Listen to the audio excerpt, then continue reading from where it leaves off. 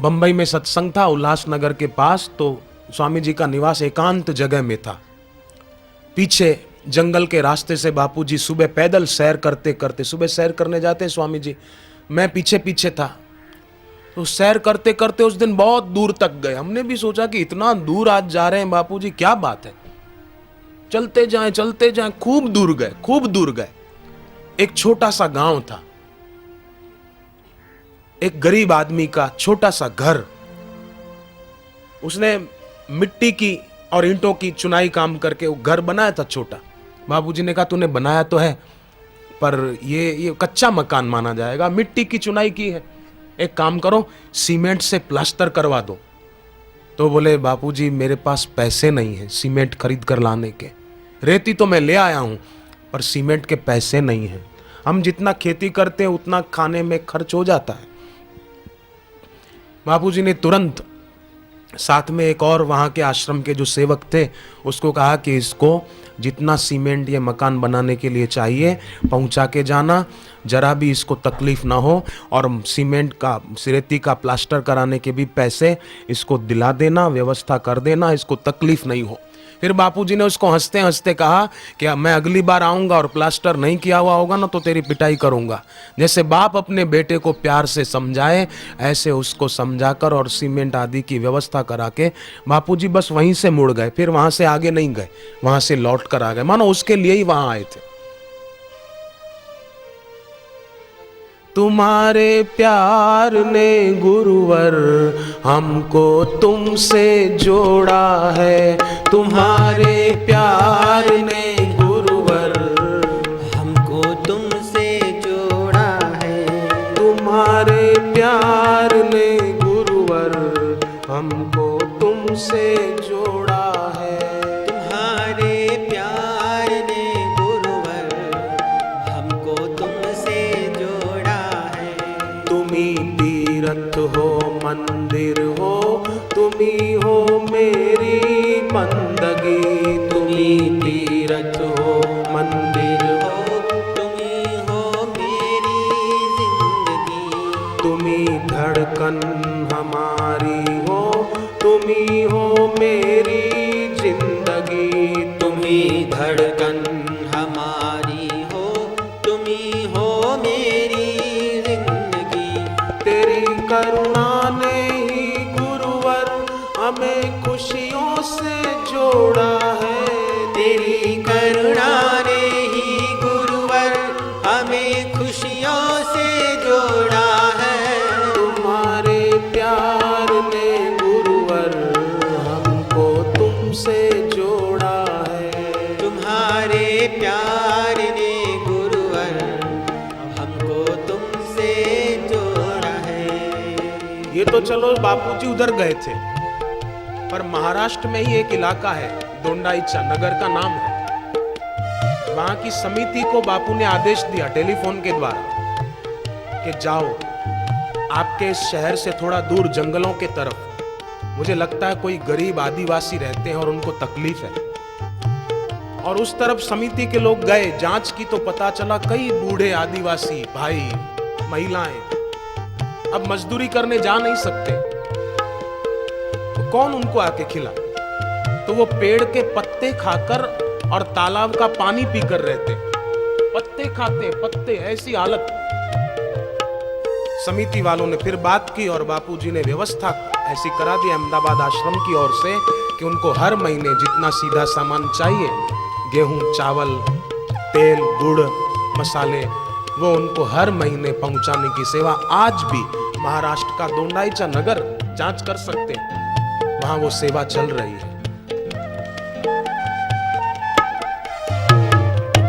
तेरा ही नाम है गुरुवर सभी दुखों को हरता है, तेरा ही नाम है गुरुवर सभी दुखों को हरता है सचमुच धन्य वो प्राणी जो तेरा ध्यान धरता है सचमुच धन्य वो प्राणी जो तेरा ध्यान धरता है। तुम्हारे ज्ञान ने हमको सही दिशा में मोड़ा है,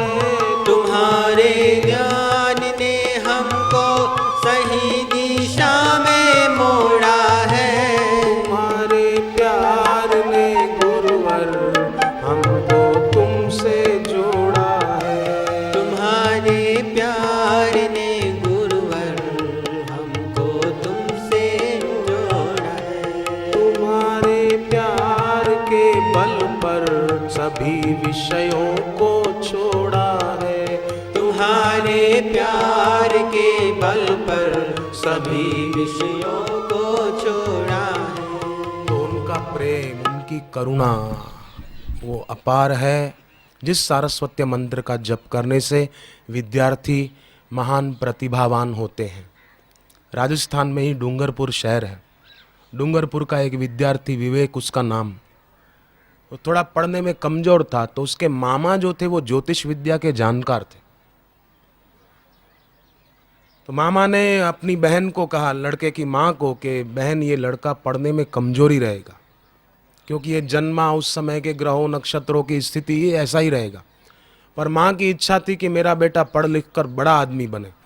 तो माँ ने उसको सारस्वत्य मंत्र की दीक्षा दिला दी। तो सारस्वत्य मंत्र, विद्या की देवी माँ सरस्वती प्रसन्न हो गई मानो। और वो लड़का जब परीक्षा दी तो 99% लाया। तो उसके मामा देखते ही रह गए कि मेरी भविष्यवाणी एक तरफ धरी रह गई, ये लड़का इतना प्रतिभावान हो गया। तो सारस्वत्य मंत्र में शक्ति है। एक बार अकबर और बीरबल रथ में बैठकर घूमने निकले तो बीरबल की नज़र पड़ी तुलसी के पौधे पर। रथ को रुकवाया और तुलसी के पौधे को प्रणाम किया। अकबर ने कहा, एक पौधे को क्यों प्रणाम किया?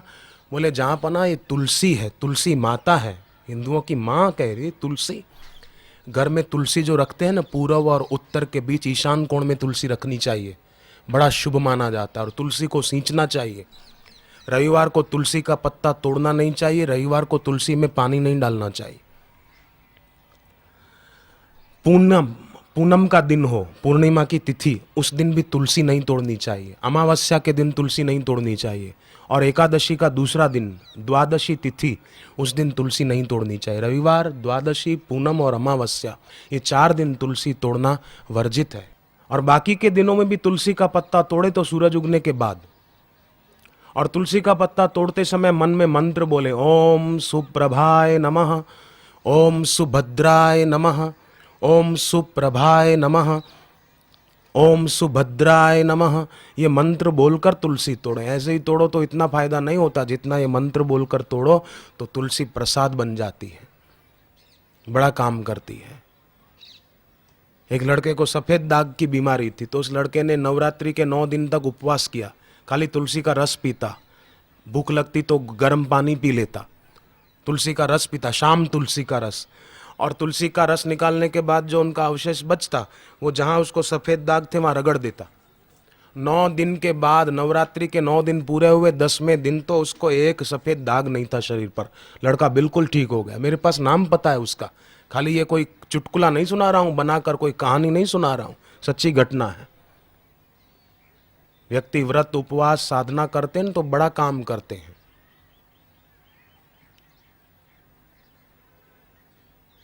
और प्रेम से करे, लगन से करे, तो उसका बड़ा दिव्य प्रभाव जीवन में दिखाई देता है। तो बीरबल की नजर पड़ी, तुलसी को प्रणाम किया। अकबर ने कहा, क्यों प्रणाम किया? बोले, ये तुलसी माता है हिंदुओं की। अकबर ने कहा, एक पौधे को माँ कहते हो? तुमको अक्ल ही नहीं है। तुलसी को उखाड़ कर फेंक दिया। बीरबल को गुस्सा आया, पर राज सत्ता के सामने क्या बोले? अभिमान होता है ना, राजगद्दी पर जो बैठते हैं उनको अपना अभिमान होता है, पर उनको पता नहीं जो अकड़ता है उसको यमराज जल्दी पकड़ता है। झुकता है वो जिसमें जान होती है, अकड़ना मुर्दे की पहचान होती। मैंने पहले भी कहा, भूतपूर्व मंत्री, भूतपूर्व विधायक साहब, भूतपूर्व कलेक्टर, भूतपूर्व आईजी, भूतपूर्व पीएसआई, भूतपूर्व फलाना, भूतपूर्व प्रिंसिपल, भूतपूर्व प्रधानाचार्य, है ना, ये भूतपूर्व भूतपूर्व कहलाने में भी उनको मजा आता है।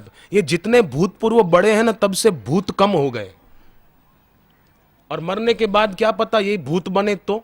इसलिए भूतपूर्व कहलाने का शौक मत रखना, भक्त कहला अपने को। मैं भक्त हूं, मेरा पद था, नहीं नहीं, भगवान मेरे थे, हैं और रहेंगे। जैसे मीरा ने घोषणा कर दी, मेरे तो गिरधर गोपाल दूसरो न कोई रे, मेरे तो गिरधर गोपाल दूसरो न कोई रे, मेरे तो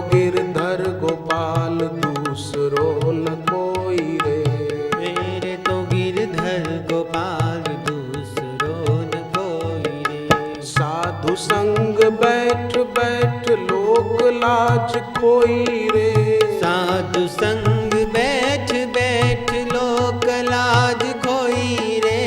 अब तो बात फैल गई जाने सब कोई रे। अब तो बात फैल गई जाने कोई सोई रे। अब तो बात फैल गई जान सब कोई रे। अब तो बात फैल गई जान सब कोई रे। आंसुअन जल सींच के प्रेम बेली बोई रे। आंसुअन जल सींच के प्रेम बेली बोई रे। अब तो बेली फैल गई आनंद होई रे। अब तो बेली फैल गई आनंद होई रे। मेरे तो गिरधर गोपाल दूसरो न कोई रे। मेरे तो गिरधर गोपाल दूसरो न कोई रे। मीरा को पक्का हो गया, शबरी को पक्का हो गया, हमको भी हो जाए, कल्याण हो जाए। थोड़े दिन बीते, अकबर और बीरबल फिर रथ में बैठकर निकले। बीरबल रोज सारस्वत मंत्र जपते थे। सारस्वत मंत्र जपने से वे प्रखर प्रज्ञावान हो गए थे। अचानक बीरबल की नजर पड़ी एक जंगली पौधे पर, जिसको कांच कोहरी बोलते हैं, कई लोग कवच बोलते हैं, गुजराती लोग कुएच बोलते हैं, जिसको हाथ लगाओ तो खुजली चालू हो जाए हाथ में। ऐसे जंगली पौधे पर, कोई कोई बिच्छू भी बोलते हैं, उस पर नजर पड़ी। बीरबल को हुआ कि अब मौका है अकबर को सबक सिखाने का। बीरबल ने रथ रुकवाया और उस जंगली पौधे को हाथ नहीं लगाया, दूर से दंडवत प्रणाम किया। लौट कर आए, अकबर ने पूछा इसको क्यों प्रणाम किया आज? बोले उस दिन जिसको प्रणाम किया था वो तो हमारी हिंदुओं की माता कहलाती है, आज जिसको प्रणाम किया ये हमारा बाप कहलाता है। अकबर ने कहा एक पौधे को माँ कहते हो, एक को बाप कहते हो, उस दिन तुम्हारी माँ ने तो कुछ नहीं किया, आज तुम्हारा बाप क्या करता है मुझे देखना है। बीरबल मन में खुश हुए और कहा कि मेरे बाप को हाथ तो लगाओ, पता चलेगा। मन में बोला। अकबर तो रथ से उतरे नीचे, खुदा मेहरबान, गधा पहलवान गए और उस जंगली पौधे को खूब लात मारी। संतोष नहीं हुआ तो हाथ से पकड़ के खींचा, फेंक दिया, पर फिर खुजली चालू हो गई जोरदार। पैरों में, हाथों में, हाथ जहां लगाए वहां खुजली खुजली। थोड़ी देर में तो अकबर जैसे पहले टीवी पर भरतनाट्यम दिखाते थे, कथक डांस, ऐसे करने लग गया। बोले बीरबल मेरे शरीर में इतनी खुजली क्यों चालू हो गई? बोले राजा साहब हमारी हिंदुओं की माताएं बड़ी दयालु होती है, पर बाप बड़े कड़क मिजाज के होते हैं, इसलिए हमारे बाप ने आपको सजा कर दी है। तो बोले ये खुजली कैसे मिटेगी? बोले मेरे घर पर तुलसी का एक पौधा है छोटा सा, आप मेरे घर चलो, देसी गाय भी मैंने पाली हुई है।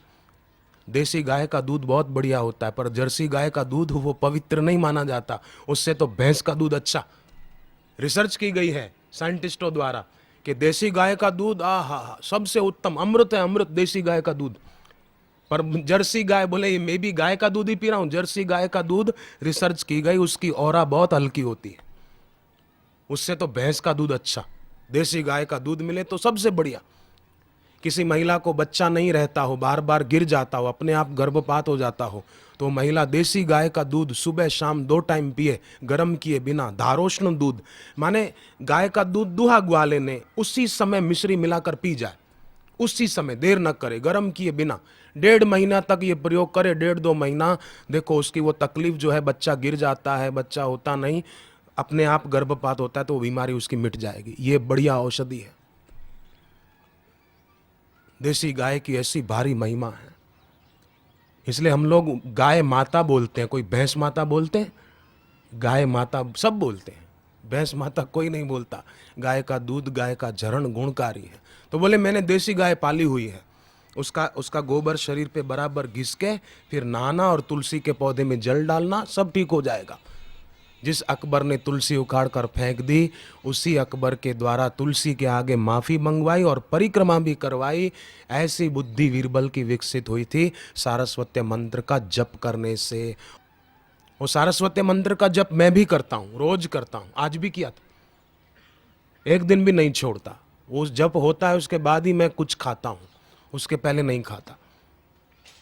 और उसका जप करने से मुझे अपनी याद शक्ति बढ़ाने में बहुत मदद मिली है। आप लोग अपने बच्चों को कराएंगे तो आपके बच्चे भी महान बनेंगे। बच्चों का भविष्य आपके हाथ में है। मीरा कभी छोटी बच्ची थी, शबरी कभी छोटी बच्ची थी, विवेकानंद भी कभी छोटे बच्चे थे, पर उनके माता पिता ने उनको संस्कार अच्छे दिए तो इतने बड़े संत हो गए, इतने बड़े महान आत्मा हो गए। युधिष्ठिर कभी छोटे बच्चे थे, अर्जुन कभी छोटे बच्चे थे, पर माता पिता ने अच्छे संस्कार दिए तो वो महान बन गए। तो अभी जो आपके बच्चे हैं, आप उनको संभालो। क्या पता उनके अंदर कोई प्रहलाद की आत्मा बैठी हो, क्या पता उनके अंदर कोई मीरा की आत्मा बैठी हो, क्या पता उनके अंदर कोई विवेकानंद की आत्मा बैठी हो। बच्चों को संभालो, उनको प्यार भरा अनुशासन दो। कोरा अनुशासन दोगे तो बच्चे विरोधी बन जाएंगे। प्यार भरा अनुशासन दो तो वो बच्चे माँ बाप के आज्ञाकारी बच्चे बनेंगे। बड़े होकर अपने माँ बाप का नाम उजागर करने वाले बच्चे होंगे। बच्चे बड़े समझदार होते हैं, पर उनको दिशा नहीं मिलती तो फिर चालाक हो जाते हैं। एक महिला ने घर पर गुलाब जामुन बनाए थे, कई लोग बनाते हैं अपने घर में बना लेते हैं, तो गुलाब जामुन बनाए, मेहमान आए थे, खा पी कर गए, कुछ बचे थे गुलाब जामुन, तो बेटे को कहा बेटे ऐसी जगह पर रख दे कोई चींटी मकोड़ा न चढ़े, संभाल के रख दे। बेटा गया, थोड़ी देर के बाद आया, बोले माँ ऐसी जगह पर रखे एक भी चींटी नहीं पहुंच सकती, एक भी मकोड़ा नहीं पहुंच सकता। बोले कहाँ रखे? बोले पेट में रख दिए है, खा गया। बड़े चालाक हो जाते हैं फिर बच्चे। तो बच्चों को बचपन से सही दिशा दी जानी चाहिए, तो वही बच्चे ध्रुव, प्रहलाद, मीरा, शबरी की तरह महान भी तो हो सकते हैं। बच्चों को खूब संभालो। बाल संस्कार केंद्र अगर चलते हो यहाँ, तो अपने बच्चों को बाल संस्कार केंद्र में भेजो। नहीं चलते हो तो मैं समिति वालों से और यहाँ के सेवादारी भाई बहनों से प्रार्थना करूँगा, यहाँ भी चलाओ, बहुत जरूरी है। और कुछ नहीं तो बच्चों को बाल संस्कार नाम की पुस्तक अपने आश्रम की है, बापूजी के वचनों पर आधारित है, वो बच्चों को पढ़ने के लिए दो। एक बच्चे ने 8 साल का बच्चा, उसने बाल संस्कार नाम की पुस्तक पढ़ी, अपने पिताजी से पान मसाला छुड़ा दिया। अड़ गया, बस नहीं पिताजी आप छोड़ो, ये जहर है, आप क्यों खाते हो? बाप को छोड़ना पड़ा। 8 साल के बच्चे ने बाल संस्कार पुस्तक पढ़कर अपने पिताजी से पान मसाला छुड़ा दिया। बोलो बेटे ने बाप का कितना हित कर दिया। ऐसा बच्चा कैसे हुआ कि बच्चे को संस्कार अच्छे मिल गए? तो आप भी अपने बच्चों को ऐसी सत्संग की पुस्तकें पढ़ने के लिए दो, ताकि बच्चे महान बने। बच्चों को बुरा संग मिलता है तो बच्चे फिर बुरे ही हो जाते हैं।